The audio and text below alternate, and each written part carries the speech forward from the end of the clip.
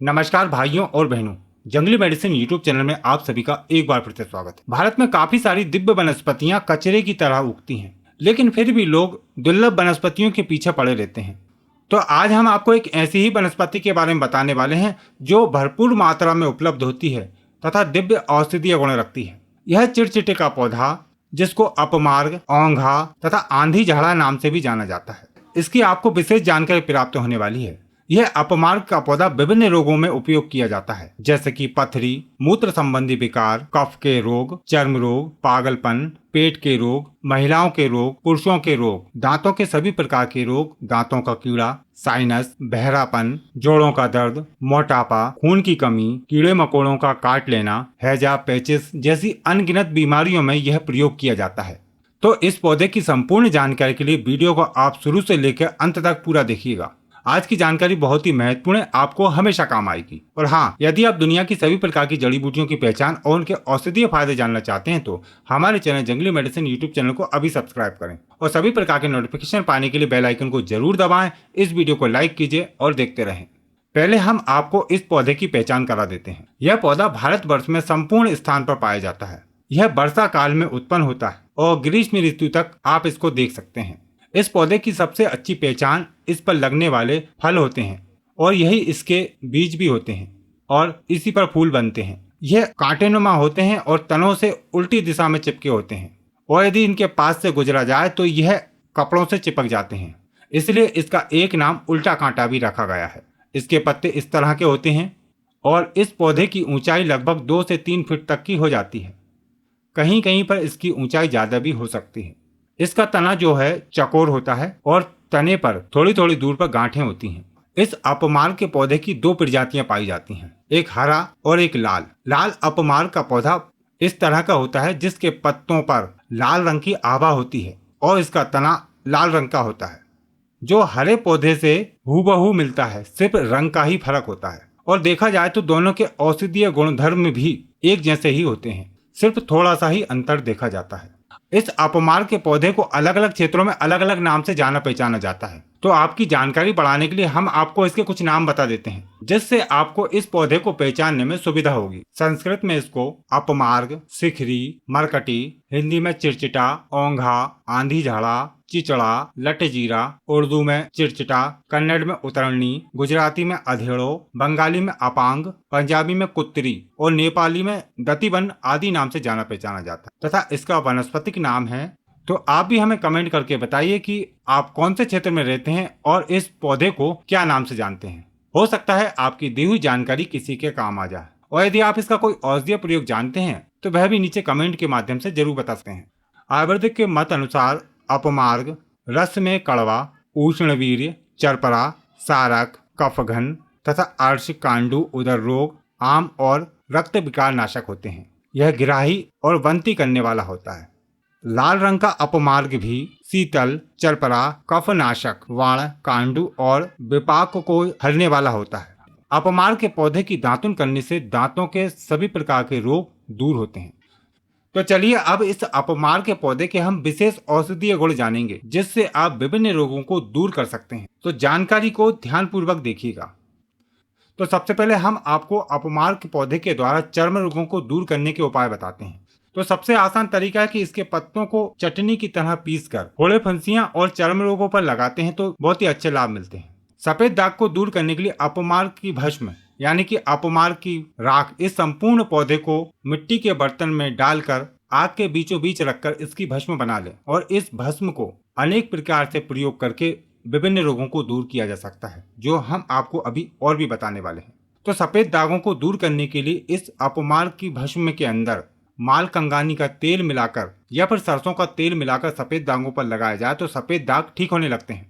यदि कुत्ता काट लेता है तो उसके जहर को खत्म करने के लिए इस अपमार्ग के चूर्ण को यानी कि इस संपूर्ण पौधे को पीसकर काटे हुए स्थान पर लेप कर देने से कुत्ते का जहर का असर खत्म हो जाता है। यह प्रयोग 2-3 बार करना चाहिए।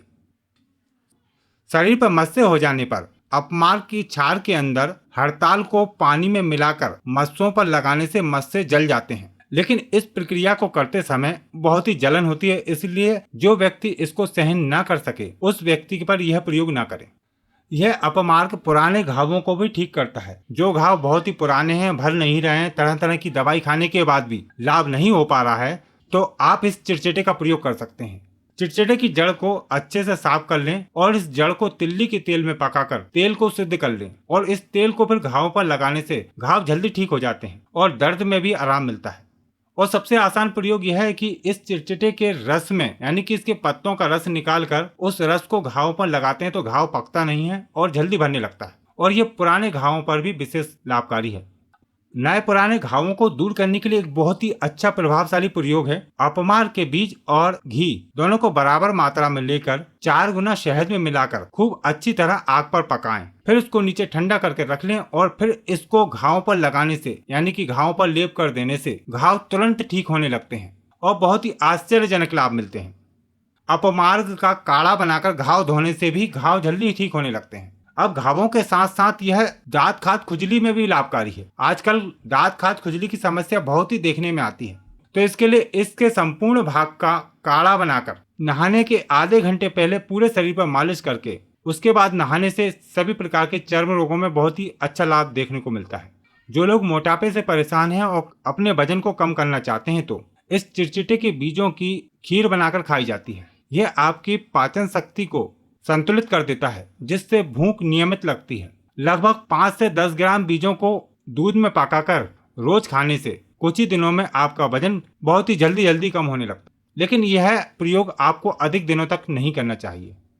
अपमार्ग कफ के रोगों में बहुत ही अच्छा लाभ करता है और ये जमे हुए कफ को पिघला कर निकाल देता है। जिन लोगों के छाती में, श्वास नली में, सिर में कफ जम गया है तो इसका क्षारीय गुण उस कफ को धीरे धीरे पिघला कर निकाल देता है। तो इसके लिए आप यह प्रयोग कर सकते हैं कि अपमार्ग के क्षार में शहद मिलाकर सुबह शाम चटाने से बहुत ही अच्छे लाभ मिलते हैं, या फिर आप इसका काढ़ा बनाकर भी सुबह शाम सेवन करा सकते हैं। इसकी मात्रा अपने बलाबल अनुसार निर्धारित करें तो 2-4-5 दिन के अंदर ही आपको बहुत ही अच्छा लाभ देखने को मिलेगा। अपमार्ग की जड़ को काली मिर्च के साथ अच्छे से घोंटकर थोड़ी थोड़ी मात्रा में पानी के साथ सेवन कराने से सभी प्रकार की पुरानी से पुरानी खांसी भी ठीक हो जाती है। लुकोरिया दूर करने के लिए इस अपमार्ग के पंचांग के रस में मिश्री मिलाकर सुबह शाम सेवन करने से भी मासिक धर्म की समस्याएं और लुकोरिया ठीक हो जाती तथा अत्यधिक रक्तस्राव में भी यह लाभकारी है। इस अपमार्ग के पत्तों के रस को नहाते समय सिर पर लगाने से भी मासिक धर्म संबंधी बीमारियां ठीक होती हैं। माइग्रेन और सिरदर्द की समस्या में अपमार्ग के सूखे हुए बीजों को बारीक पीसकर नाक से देने से यानी कि सूंघने से आधा सीसी का दर्द ठीक हो जाता है और नाक के अंदर जमा हुआ कफ भी निकल जाता है। जो व्यक्ति कम सुनते हैं या फिर बहरेपन की समस्या है तो इसकी जड़ को तेल में सिद्ध करके उस तेल को 2-2 बूंद कान में डालने से बहरेपन की समस्या ठीक होती है। जिन लोगों को अत्यधिक भूख लगती है और भूख सहन नहीं होती, बार बार खाना खाते हैं, जिसको भस्मक रोग कहा जाता है, उसमें ये चिरचिटा सदियों से इस्तेमाल किया जा रहा है और बहुत ही अच्छे लाभ मिलते हैं। इसके बीजों का चूर्ण खाने से अधिक भूख लगने की समस्या ठीक होती है।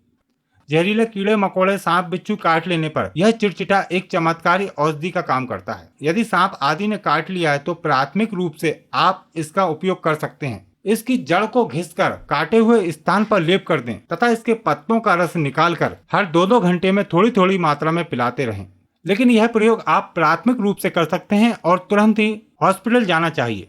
यदि छोटे मोटे कीड़े मकोड़े जैसे कि ततैया, बिच्छू आदि ने काट लिया है तो फिर आप इसका घर पर ही इलाज कर सकते हैं। इसके पत्तों को पीसकर काटे हुए स्थान पर लगा दें तो उससे जहर उतरने लगता है तथा इसकी जड़ को मुंह में रखकर चूसना चाहिए। जिन लोगों को भूख नहीं लगती है उनके लिए भी यह चिरचिटा बहुत ही लाभकारी है। लाल रंग का चिरचिटा उसके पंचांग का काढ़ा बनाकर पीने से भूख खुलकर लगती है। चिरचिटा मूत्र संबंधी विकारों में भी बहुत ही अच्छा लाभ करता है, जैसे कि मूत्र त्याग करते समय जलन का होना, रुक रुक कर पेशाब का आना तथा पथरी में भी यह बहुत लाभकारी है। इसकी पंचांग का चूर्ण या इसका काढ़ा बनाकर सेवन करना चाहिए। तो देखा आपने इस चिरचिटा के कितने सारे औषधीय फायदे हैं। इसका रस, इसकी जड़, इसके बीज और इसका छाल तथा इसकी भस्म, इन सभी का अलग अलग तरीके से उपयोग करके आप अनगिनत बीमारियों को दूर कर सकते हैं। यदि आप भी इसका कोई औषधीय प्रयोग जानते हैं तो नीचे कमेंट के माध्यम से जरूर बताएं। यह चिरचिटा का पौधा आसानी से आपको मिल जाएगा। यदि आप इसके बीज ऑनलाइन खरीदना चाहते हैं तो वह भी आपको अमेज़न की वेबसाइट पर मिल सकते हैं उम्मीद करते हैं आज की जानकारी आपको जरूर पसंद आई होगी। इस वीडियो को लाइक कीजिए और हमारे चैनल को सब्सक्राइब कीजिए और ज्यादा से ज्यादा इस वीडियो को शेयर कीजिए ताकि सभी तक इस पौधे की जानकारी पहुंच सके। हमें भारत की वनस्पतियों की रक्षा एवं उनका रोपण करना चाहिए ताकि आने वाले भविष्य में सभी लोग वनस्पतियों का उपयोग कर सके। तो चलते हैं, आपको फिर मिलेंगे एक नई जानकारी के साथ एक नई वीडियो में। नमस्कार।